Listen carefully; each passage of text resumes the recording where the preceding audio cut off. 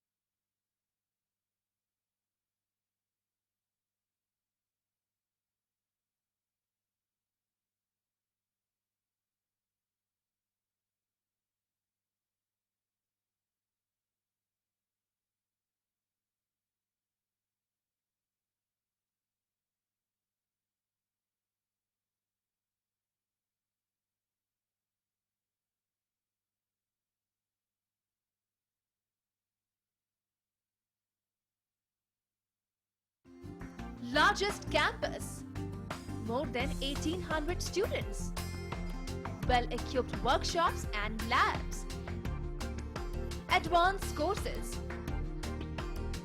more than 30 PhD holder and experienced faculties. For more information, log on our website. Contact us for admission.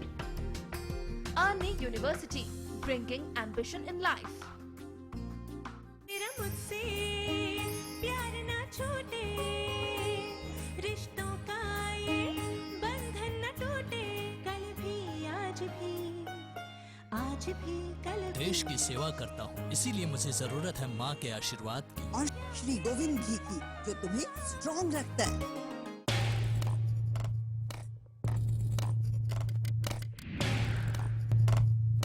बहुत कुछ बनते देखा, बहुत कुछ बिगड़ते देखा, राजनीति के बदलते मायने देखे, सियासी धुरंधरों को धूल होते भी देखा, शतरंज की तरह बिसात बिछती देखी, बिगड़ती देखी।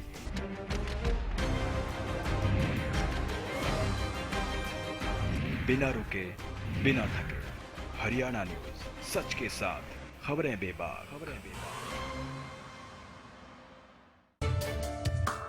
आपने कहा सरकारी संस्थान किसी भी विभाग का हो, कमियां होती हैं, तो सरकारी संस्थान में कमियां क्यों होती हैं? इसलिए होती है कि हम लोग जो वहाँ ड्यूटी देते हैं, जो लोग काम करते हैं, जो कर्मचारी और अधिकारियों में समझता हूँ सही ढंग से निष्ठा से पूरी तरीके से काम नहीं कर पाते उनके काम। ये डिफरेंस क्यों है?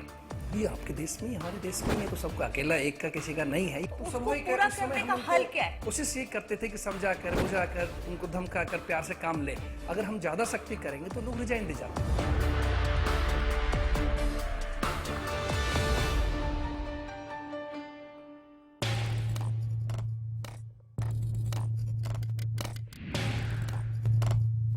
बहुत कुछ बनते देखा, बहुत कुछ बिगड़ते देखा, राजनीति के बदलते मायने देखे, सियासी धुरंधरों को धूल होते भी देखा, शतरंज की तरह बिसात बिछती देखी, बिगड़ती देखी।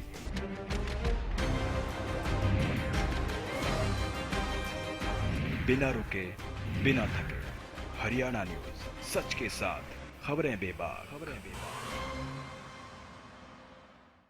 मैं चक्र हूं, घटनाओं के व्यू का। वो घटनाएं जो बनती है खबरें, खबरें जिनका सरोकार होता है आपसे, उन्हीं खबरों को सच के साथ दिखाता हूं मैं। घटना चक्र, रात 9:30 बजे। बड़ी खबर, बड़ी सोच, सरकार और जन सरोकार से जुड़े सभी मुद्दे, वो मुद्दे जो हैं जरूरी आपके लिए। हर शाम एक रिपोर्ट हमारे अपने प्रदेश की। कैथल के गांव बूढ़ाखेड़ा में एक शख्स के आत्महत्या किए जाने के मामले में पुलिस पर कार्रवाई न करने के आरोप लगे। आपको बता दें कि 2 मई को बूढ़ाखेड़ा निवासी राजेश ने खुदकुशी कर ली थी। इसके लिए अपने पिता को जिम्मेदार ठहराया था। मृतक राजेश का अपने ही परिवार के लोगों के साथ जमीन को लेकर विवाद चल रहा था, लेकिन इस घटना के 13 दिन बाद भी आरोपी पुलिस की गिरफ्त से बाहर है। मृतक की पत्नी ने पुलिस पर कार्रवाई न करने का आरोप लगाया। ऐसे में सवाल खड़ा हो रहा है कि 13 दिन बाद भी आखिर आरोपियों की गिरफ्तारी क्यों नहीं हो पाई। बारिश और ओलावृष्टि से किसानों की फसल खराब होने के बाद खट्टर सरकार ने घोषणा की थी 15 मई तक सभी किसानों को मुआवजा दे दिया जाएगा। इतना ही नहीं, प्रदेश सरकार के मंत्रियों ने भी हरियाणा सरकार के मुआवजा वितरण में की गई तेजी का बखान बार बार किया था, लेकिन सरकार के दावे 15 मई आने के बाद भी पूरे होते दिखाई नहीं दे रहे हैं। स्थिति इतनी खराब है कि अकेले जिला कैथल में ही करीब आधे किसानों को ही मुआवजा मिल सका है। वहीं दूसरी तरफ मुआवजे में धांधली के भी कई मामले सामने आ चुके हैं। यहाँ तक कि पटवारियों द्वारा गलत गिरदावरी कर अपनी जेब भरने के भी कई मामले सामने आ चुके हैं। ऐसे में खट्टर सरकार के दावों पर सवाल उठना लाजमी है। किसानों को एक बार फिर से मौसम की मार झेलनी पड़ी। ऐसा ही कुछ देखने को मिला खरौंडा के अनाज मंडी में, जहां सरकारी एजेंसियों और आड़तियों की लापरवाही से बारिश में घंटों हजारों गेहूं के कट्टे भीगते रहे, लेकिन किसी ने भी अनाज को बारिश से बचाने का प्रयास नहीं किया। आपको बता दें कि हरियाणा में मौसम की मार में गेहूं की पैदावार और क्वालिटी पर काफी प्रभाव पड़ा है, लेकिन भीगे गेहूं के कट्टों की कोई जिम्मेदारी लेने को तैयार नहीं। वहीं मार्केट कमेटी सचिव उमेश कुमार ने बताया कि गेहूं के उठान की जिम्मेवारी सरकारी एजेंसियों की है। डेफिनेटली आड़ती की जिम्मेवारी है, उसके पास जो है ना 5 टारपोलिन क्रेट्स वगैरह, इसीलिए जो है ना सरकार अपेक्षा रखा है वो इसके पास हो ये। और उसमें जो है ना लाइसेंस के टाइम उस लाइसेंस न पढ़ के देखो उसकी टर्म एंड कंडीशन, उसमें जो है ना वो आड़ती व्यापारी के माल को सुरक्षित रखेगा। राय के खेवड़ा गांव के सरकारी स्कूल में प्रिंसिपल पर महिला टीचर के साथ बदसलूकी के मामले ने तूल पकड़ लिया है। मामले में पीड़ित टीचर्स ने खंड शिक्षा अधिकारी कार्यालय में धरना देकर पहले बीईओ को ज्ञापन सौंपा, उसके बाद टीचर्स ने जिला पुलिस अधीक्षक को ज्ञापन सौंपा।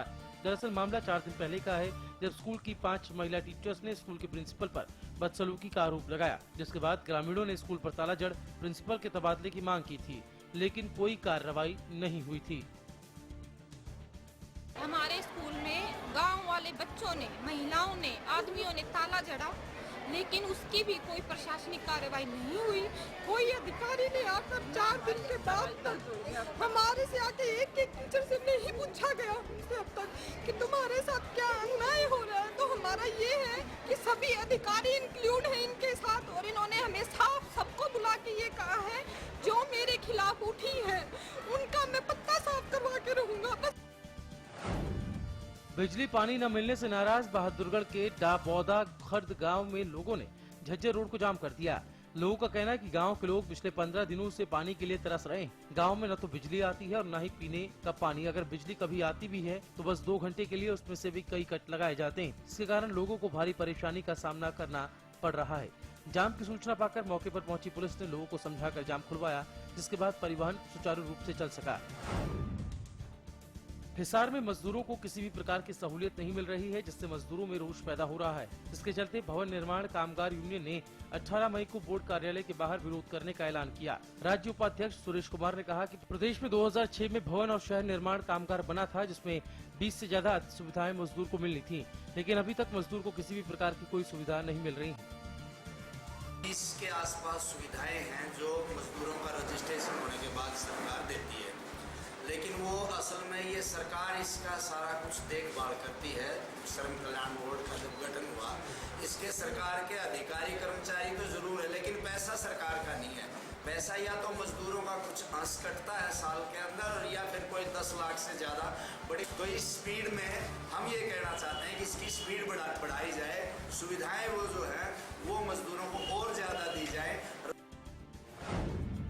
सिवानी मंडी में रिक्त पड़े अधिकारियों की नियुक्ति की मांग को लेकर नगर पालिका प्रधान और नगर और पार्षदों की भूख हड़ताल आज समाप्त हो गई। 2 साल के लंबे समय के बाद सरकार ने नगर पालिका में सचिव और एमई की नियुक्ति के ऑर्डर जारी कर दिए। सिवानी की एसडीएम शालिनी चेतल ऑर्डर की कॉपी लेकर अनशन स्थल पर पहुंची और पार्षदों ने ऑर्डर की कॉपी देख अनशन तोड़ दिया, और उन्होंने चेतावनी दी है कि अगर सरकार ने दोबारा से अधिकारियों को यहाँ से कहीं और भेजने के ऑर्डर जारी किए तो हम सामूहिक रूप से इस्तीफा दे देंगे।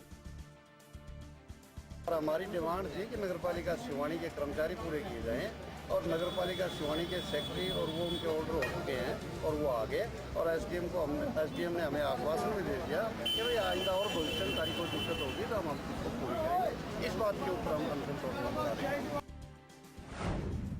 नीलौठी गांव में राशन डिपो बदलने के विरोध में लोगों ने बहादुरगढ़ के विधायक ऑफिस का घेराव किया। सैकड़ों की तादाद में ग्रामीणों ने डिपो धारक के पक्ष में विधायक से मिलने आए थे, लेकिन विधायक दफ्तर में नहीं मिले, जिसके बाद ग्रामीणों ने जमकर बवाल काटा। लोगों ने आरोप लगाया कि विधायक गांव के लीला नाम के व्यक्ति का डिपो जबरदस्ती तुड़वा रहे हैं, बल्कि वो लोगों को सही से राशन दे रहा है। लोगों ने विधायक पर आरोप लगाया कि वो अपने चहेतों को डिपो दिलवाना चाहते हैं, जिसकी वजह से वो जबरदस्ती डिपो बदलवाना चाहते हैं। फतेहाबाद की बिजली निगम के अस्थायी कर्मचारियों ने अपनी मांगों को लेकर एक्सीएन कार्यालय का घेराव कर प्रदर्शन किया। प्रदर्शनकारियों की माने तो न ही उन्हें समय पर वेतन दिया जा रहा है और न ही सुरक्षा किट, जिसकी वजह से अभी हाल ही में 3 कर्मचारियों की मौत भी हो गई। यूनिट के राज्य प्रधान भूप सिंह ने कहा कि पक्के कर्मचारियों को तो वेतन महीने के अंत ही मिल जाता है, लेकिन कच्चे कर्मचारियों का वेतन फाइलों में ही अटका रहता है। उन्होंने सरकार और निगम को चेतावनी देते हुए कहा कि अगर उनकी मांगे नहीं मानी गई तो वो अनिश्चितकालीन हड़ताल पर चले जाएंगे।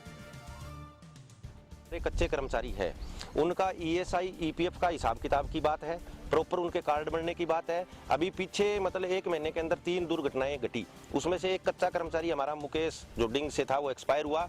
और हमने एक्शन साहब को बार बार मतलब पिछले 1 साल से ये जो लाइनों की क्रॉसिंग है, जो मेन जो ठीक करने की बात है, फील्ड में जो काम है, उस बिजली घरों की मरम्मत की बात है और दूसरे तीसरे काम है, हम 1 साल से लगातार प्रयास कर रहे हैं कि ये काम किए जाए। लेकिन अभी पेडी का सीजन आ गया, एक्शन महोदय ने कोई शुरुआत नहीं कर रखी। गर्मी शुरू होने के साथ ही प्रदेश में कई जगहों पर पेयजल की समस्या मुंह उठाने लगी है। नरवाना में पेयजल की कमी के हालात बिगड़ते जा रहे हैं। हालात इतने बदतर हैं कि क्षेत्र की महिलाओं और लड़कियों को पानी भरने के लिए 1 किलोमीटर दूर तक का सफर तय करना पड़ रहा है। पानी की समस्या को लेकर आज नरवाना के आजाद नगर, परायण कला और हमीरगढ़ की महिलाओं ने पब्लिक हेल्थ कार्यालय जाकर प्रशासन के खिलाफ नारेबाजी की और अधिकारियों से मिलकर पेयजल उपलब्ध कराने की मांग की। मेरा नाम पूनम है। हमारे पानी की परेशानियाँ और हम पानी दूर से जाते हैं 1 किलोमीटर से और स्कूल भी से भी रह जाते हैं और हमारे पानी की बहुत कमी है, इसलिए हम दरखास्त करते हैं। अभी पानी भी नहीं आता हमारी बस्ती में। नगर के लोग जो है पानी की सप्लाई की दिक्कत के बारे में मेरे से मिले, उनको मैंने बताया है कि नई अनाज मंडी के अंदर जो कैनाल बेस से बूस्टर तक जो लाइन आई हुई है वो 3 इंची AC पाइप है, काफ़ी पुरानी है। नई पाइपलाइन के लिए हमने जो है मार्केटिंग बोर्ड को आज चिट्ठी लिख दी है, मंजूरी मिल जाएगी, नई लाइन डलवा देंगे। नई लाइन लगने के बाद इनकी प्रॉब्लम का समाधान।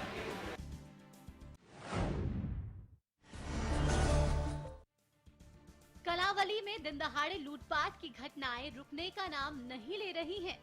आए दिन किसी न किसी की गाड़ी चोरी हो जाती है। इलाके में चोरी का फिर एक मामला सामने आया है। पंचरतन रोड पर जूते की दुकान मालिक की गाड़ी चोर बंदूक की नोक पर उड़ा ले गए। लूट की इस घटना के बाद दुकानदारों में भारी रोष है। दुकानदारों ने दुकानें बंद कर पुलिस के खिलाफ रोष जताया। साथ ही पुलिस की सुरक्षा व्यवस्था पर सवाल भी खड़े किए। वहीं पुलिस ने घटना का जायजा लेते हुए कहा कि पुलिस जल्द ही चोरों को पकड़ लेगी। पुलिस ने लुटेरों को पकड़ने के लिए टीमों का गठन किया है। वहीं इलाके में हो रही लगातार चोरी की घटनाओं को लेकर पुलिस के सामने बड़ी चुनौती है। बल्लभगढ़ में बिजली विभाग की लापरवाही की वजह से लोगों का रास्ते पर चलना मुश्किल हो गया है। लोगों का आरोप है कि विभाग ने प्रॉपर्टी डीलर को फायदा पहुंचाने के लिए 11,000 वोल्टेज का खंभा रातों रात सड़क के बीचों बीच गाड़ दिया, जिसकी वजह से लोगों को काफी परेशानी का सामना करना पड़ रहा है। मेरी बात सुनो, आप एस्टीमेट पता करो, इससे रिक्वेस्ट आई होगी कोर्ट में, आप चेक करो है क्या। ये सीसी साहब बैठे, उनसे रिक्वेस्ट करो क्या है, एप्लीकेशन दो, वो आपको सारी डिटेल देंगे, कैसे बदला गया, क्या बदला गया, एस्टीमेट बनता है, ऐसे प्रोसेस से होता था।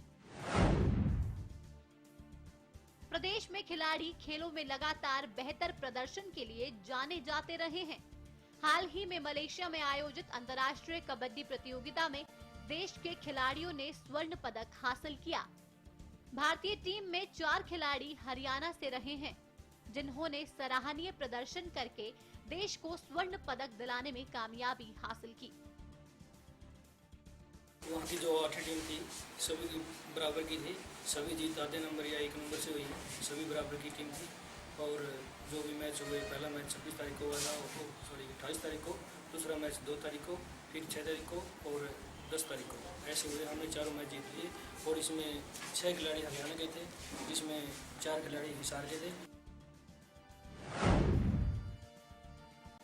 बीजेपी के प्रदेश प्रभारी अनिल जैन ने बिना राहुल गांधी का नाम लिए इशारों में उन पर निशाना साधा है। कुरुक्षेत्र में अनिल जैन ने कहा कि जो नेता संसद में ऊंची ऊंची बातें करते थे, वो किसान पर आए संकट के वक्त विदेश में रंगरलियां मना रहे हैं। उन्होंने कहा कि उनके बारे में तब ना देश को पता था और ना ही उनकी पार्टी को, लेकिन लौटने के बाद वो किसान हितों की बातें कर रहे हैं। बाहें ऊंची ऊंची कर अब संसद में भाषण दे रहे हैं। 2 महीने पहले जब किसान और देश आपदाग्रस्त था, तब वो लोग कहीं और रंगरेलियां मना रहे थे। तब किसान की चिंता नहीं थी। आज आए अगले दिन से किसान की चिंता करने के लिए अपने आप को प्रस्तुत कर दिया। देश को नहीं पता, दुनिया को नहीं पता, राजनीतिक पार्टियों को नहीं पता, सार्वजनिक जीवन में जीने वाले ऐसे प्रमुख राष्ट्रीय पार्टी के नेता कहां हैं, ये किसी को ये कौतूहल बना हुआ था और किसान तब आपदा से ग्रस्त था। कलायत के गांव राजकीय माध्यमिक स्कूल में छात्रों ने स्कूल में ताला जोड़कर शिक्षा विभाग के खिलाफ जमकर नारेबाजी की। जानकारी के मुताबिक कक्षा 11वीं का फिजिकल विषय का कोई भी टीचर नहीं है।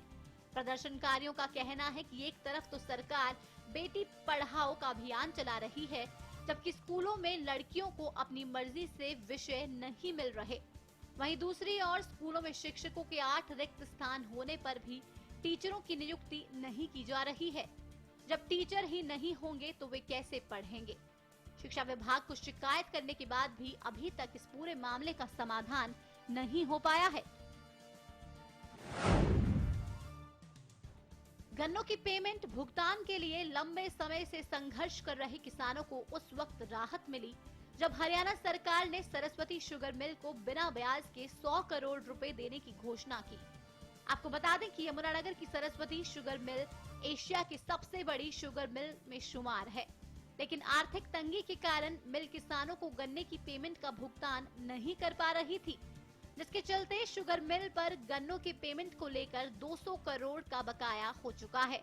लेकिन सरकार की मदद से अब शुगर मिल किसानों के पेमेंट का भुगतान जुलाई तक कर देगी।